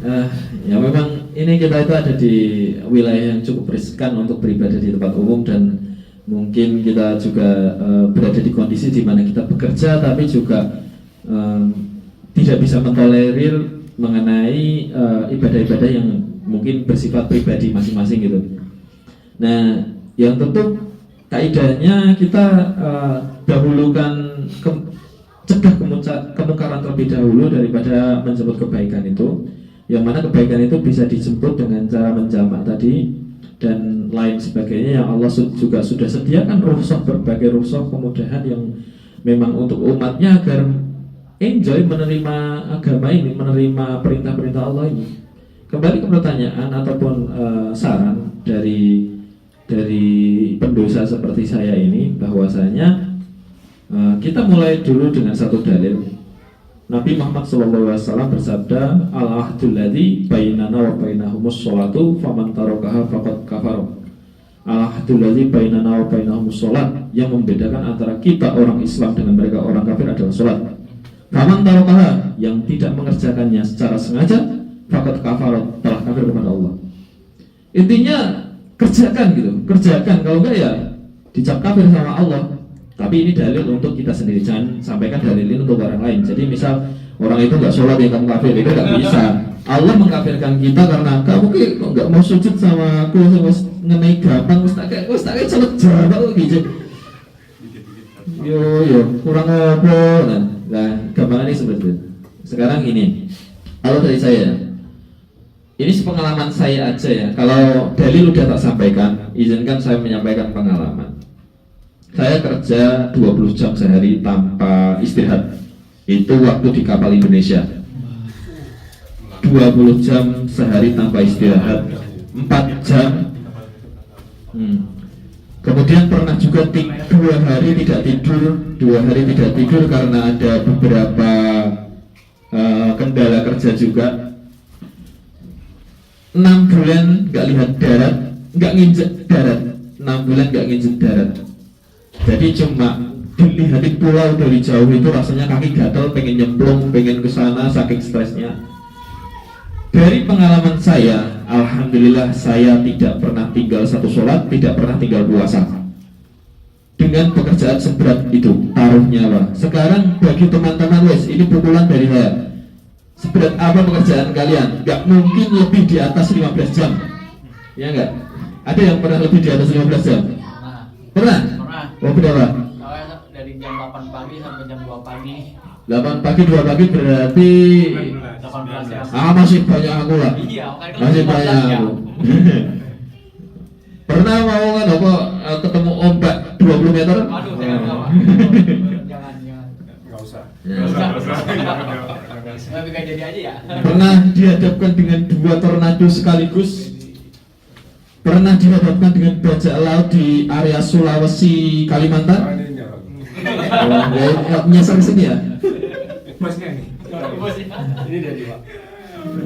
Sekarang di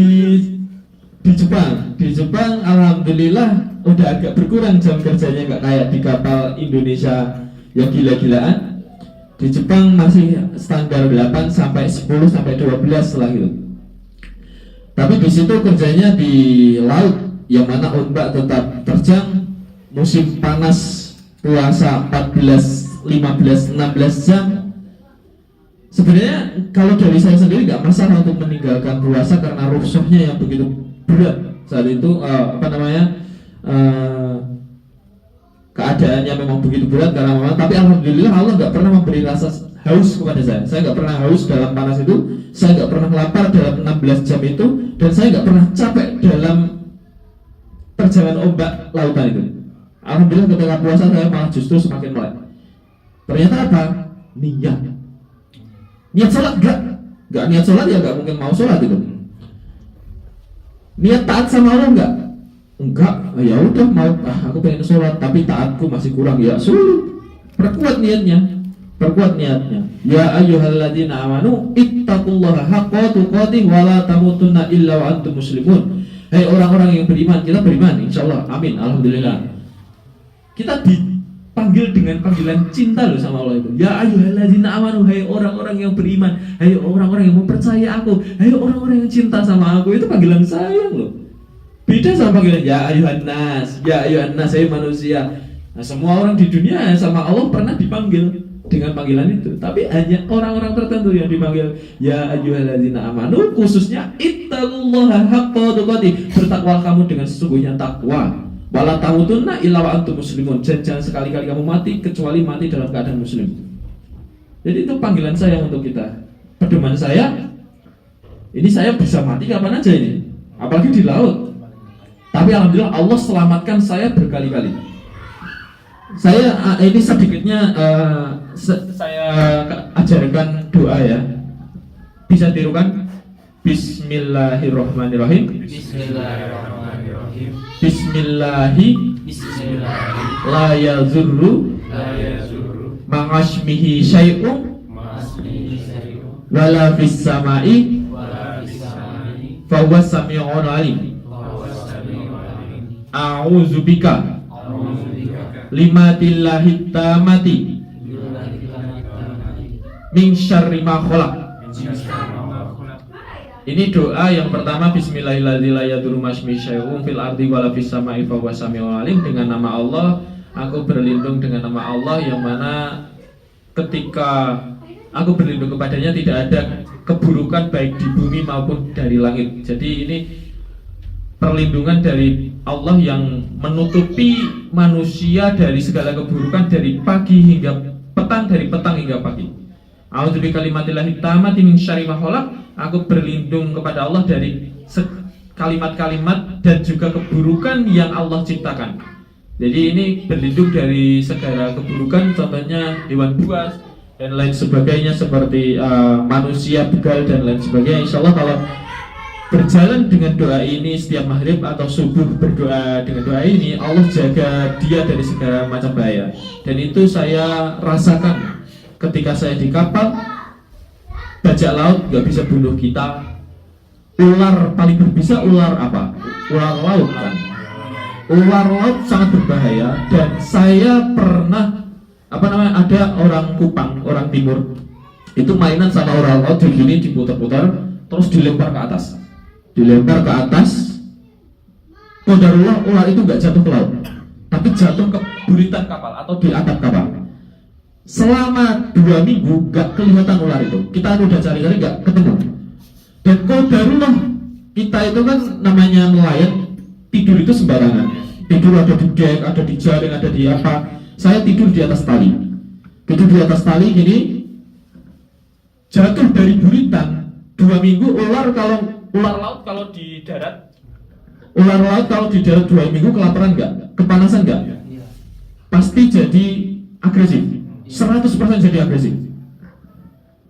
Kalau di laut, ular laut itu tenang aja. Tapi kalau 2 minggu tanpa makanan dan ada di buritan kapal tanpa air sama sekali, jatuh ke kepala saya ketika tidur. Gitu, saya bangun, alhamdulillah masih dalam lindungan Allah. Ular itu berjalan di tubuh saya dan saya nggak kaget ketika itu. Jadi kalau saya kaget mungkin dipatoknya kena leher atau kena kepala, itu yang mana nggak ada penanganan setelah itu. Kalau di tangan mungkin masih bisa diamputasi atau disobek-sobek tangannya. Kena leher mau disobek-sobek lehernya. Diamputasi lehernya. Ya sama aja, diamputasi lehernya gitu. Kalau kena jari, kena tangan masih ada option untuk penyelamatan lah. Itu alhamdulillah saya kejatuhan itu, dan saya alhamdulillah qadarullah nggak kaget ketika itu. Kalau saya kaget bisa beda cerita mungkin. Dan saya tetap diam sampai ular itu turun dari tubuh saya. Ketika turun baru saya cari kayak kayu atau apa untuk membuang ular itu ke laut lagi. Dan memang ketika saya sentuh dengan kayu itu langsung agresifnya luar biasa. Itu sekali kena gigit, wassalam.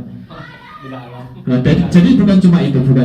Banyak sekali kejadian seperti kedatangan topan, saya hanyut di lautan, itu juga alhamdulillah diselamatkan sama Allah. Karena lautan itu arusnya ada yang kenceng, ada yang tenang, ada yang kelihatan ombaknya tenang tapi dalamnya itu kenceng banget. Ada tarikan ke bawah, ada tarikan ke samping, itu macam-macam namanya lautnya. Jadi alhamdulillah masih dalam lindungan Allah sampai sekarang. Jadi seperti itu ya Mas Reza. Kalau hanya dalil, insya Allah semua orang bisa baca. Dalilnya al-ahdillazi bainana wa bainahum sholatu faman taraka faqad kafara. Jangan sampai kita tinggal sholat karena kita akan dicap kafir sama Allah. Jangan sampai tinggal sholat. Dalil gampang. Kalau pukulan dari saya, seberat apa sih kalian kerja? Seberat apa sih? Gitu. Jadi saya bisa sampai 20, bahkan tidak tidur sama sekali, dan full fisik, full resiko kematian tiap saat. Seperti itu. Masih alhamdulillah Allah dapat hidayah untuk terus-menerus mengerjakan sholat secapek apapun itu, tapi dalam tuntunan yang mana saya beberapa kali tentu mengambil kemudahan itu, yang mana ada sholat jamaah, kemudian seperti sholat qadha yang memang kalau ternyata tidak ada waktu sama sekali, seperti itu boleh dipraktekkan jika memang dalam keadaan-keadaan tertentu. Jangan sampai ditinggalkan saja. Ya, terima kasih kepada saudara Mas Fakih yang telah. Ada yang mau tanya? Oh, silakan. Dibacakan. Silakan bacakan. Nanti tak lihat dulu dia ya. Yang dari tempat lain. Ada di sini ada yang bertanya lagi. Sebenarnya saya ada satu lagi yang mau bertanya itu. Cuman saya tahan dulu nih pertanyaannya. Aku pengen aja, ini aku menang. Enggak dulu, ya itu dibacakan aja. Bacain aja Mas Ruby. Bacain aja. Kalau gitu kamu nggak ikut Pertanyaan. Permisi Ustaz. Dari netizen KMIO ada yang bertanya, ngopi boleh Ustaz? Ngopi apa tuh? Dari saudara Kemle Akmal, apabila airnya kecipratan, apakah masih suci airnya? Kecipratan apa? Mungkin pas produk cipratan air yang ada di tangan itu gitu. kayak gitu.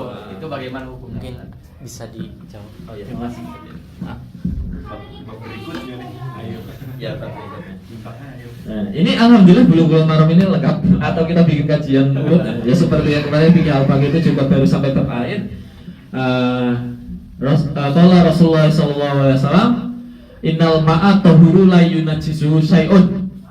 Innal ma'a sesungguhnya air itu apa? Tahuru, bersifat suci. La yunajjisu, dan tidak dapat menajiskan air itu syai'un, sama sekali. Itu kaidah yang satu ya. Jadi kaidah itu ada banyak ya. Jadi nggak bisa kaidah itu bisa dia terang mentah-mentah. Ini ada apa namanya asbabul hadisnya. Mungkin kalau saya nggak ceritakan asbabul hadisnya dulu. Soal sumur asbabul hadisnya sebenarnya. Jadi pada dasarnya air itu suci dan tidak dapat dinajiskan oleh apapun. Itu kaidah satu. Kemudian berikutnya ada 3 standar air itu bisa menjadi mustakmal Atau bisa menjadi terkena najis, air kena najis dan air mustakmal. Air mustakmal mustakmal itu air bekas. Air mustakmal itu air bekas yang mana bekas wudu, bekas mandi junub itu mustakmal. Ada air kena najis. Air kena najis itu syaratnya 20 atau volume 60 kali 60 kali 60 cm kubik. Jadi itu bisa dikatakan air 20. Nah, selagi air 20 itu selagi air memenuhi standar 20, jika terkena sesuatu, selagi pertama syaratnya ada 4 ya syaratnya ya. 1, air 20 atau volume 60 kali 60 kali 60 cm kubik. Jadi salah satu syarat duanya tidak berubah warnanya. Syarat ketiganya tidak berubah aromanya. Syarat keempat adalah tidak berubah rasanya. Jadi 3 perubahan, rasa, aroma, dan juga warna. Jika 3 ini tidak berubah, maka air itu tetap suci selagi di atas 20 volumenya. Kalau di bawah 20 kejatuhan cicak satu ini kan, kalau ke cicak misal jatuh ke gayung, itu sebenarnya gayungnya nggak berubah, warna, rasa, aroma nggak berubah kalau kotoran cicak.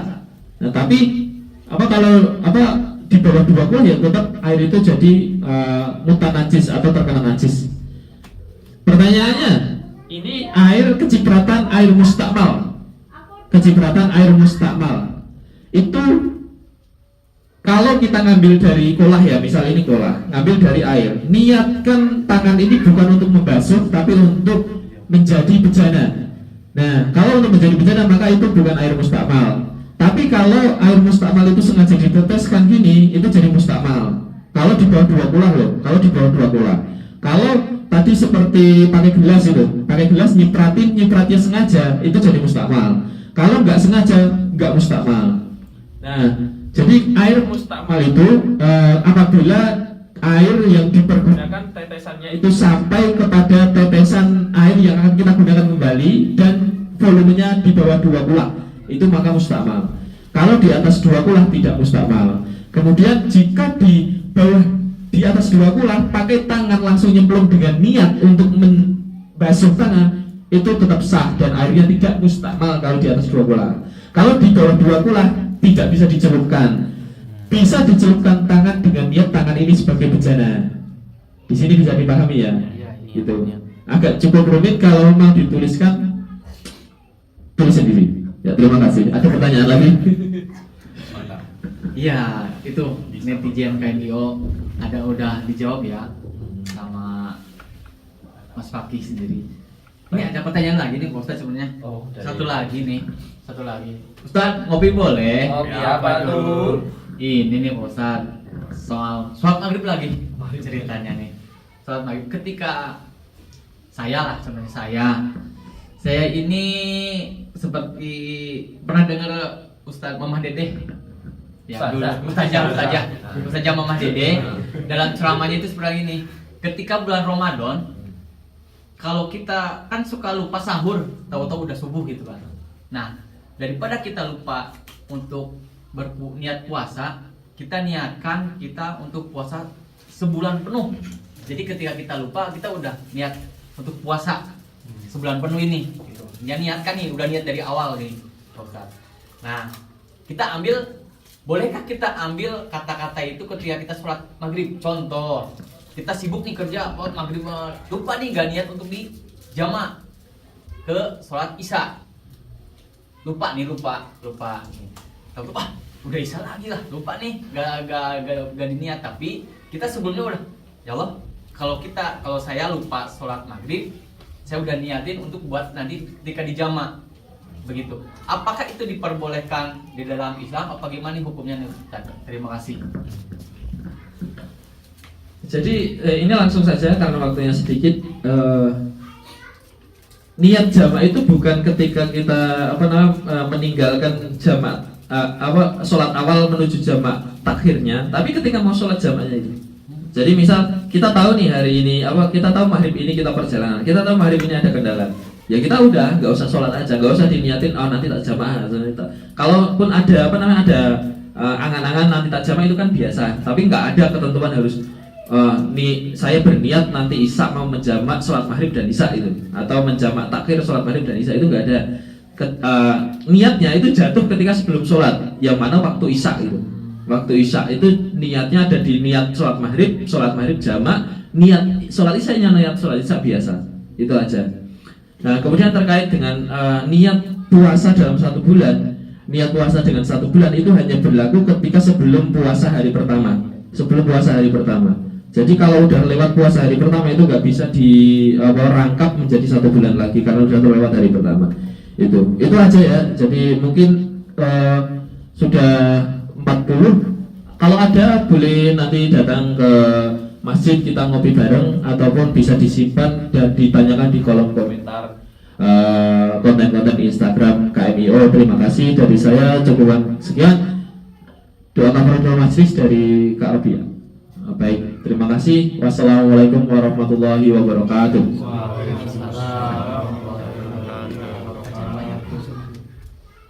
Terima kasih. Ya, terima kasih kepada Mas Paki yang telah menyampaikan hasil dari tema ini. Alhamdulillah ilmu kita bertambah lagi dari sholat jamak, sholat yang lainnya, tata cara kita wudhu juga udah dapat pencerahan lagi, ilmunya kita bertambah lagi. Alhamdulillah ya. Demikian apa dari hasil ceramah hari ini. Kita tutup acara ini dengan doa kafaratul majlis. Berdoa dimulai. Subhanallahumma wa bihamdika asyhadu an la ilaha illa anta astaghfiruka wa atubu ilaik. Terima kasih semuanya atas waktu dan luangnya. Kita ucapkan terima kasih. Wassalamualaikum warahmatullahi wabarakatuh. Waalaikumsalam warahmatullahi wabarakatuh. Oh, di foto enggak? Udah lama enggak foto-foto. Apa? Tadi pas wudu ke sini kedengeran ya? Ada kedengeran di IG kedengeran jelas. Hah? Kedengeran jelas. Oh ya, di IG kan? Di IG-nya Oh, iya, kirain di tetangga-tetangga. Namanya ya salat zuhur. yang mau azan. Ajan ah.